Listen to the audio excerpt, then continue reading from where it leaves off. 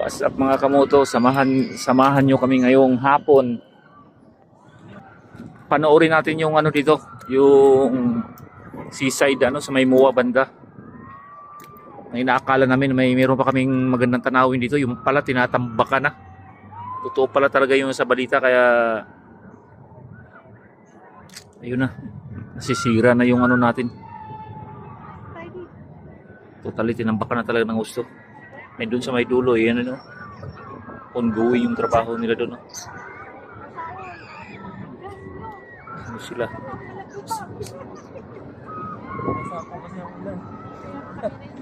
Lakas po ng ulan, grabe. Yan ang mga kamotong kaganapan dito.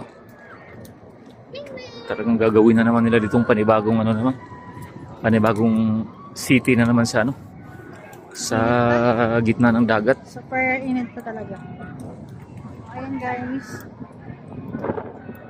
Ayan, after namin sa office, napunta kami dito. Ito yung namin ngayon, drive around from Cavite to Manila.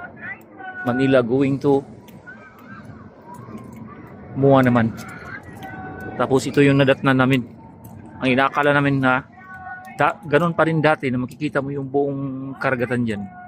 Yung pala malapit ng malapit ng maging isla na naman.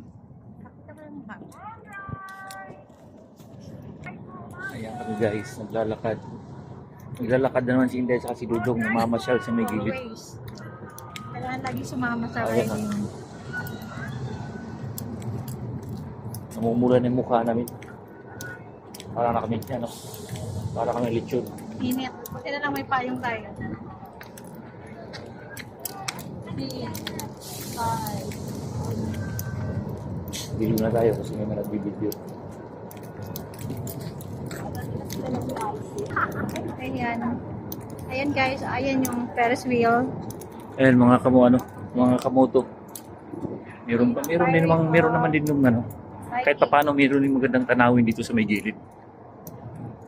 Pero ewan ko lang anong mayayari nitong mga amusement park na to sa likod. Kapag matatapos na itong tinatambakan dito, nire-reclaim dito, ewan ko kung meron pa rin dito. Paano tayo dito makaakyat?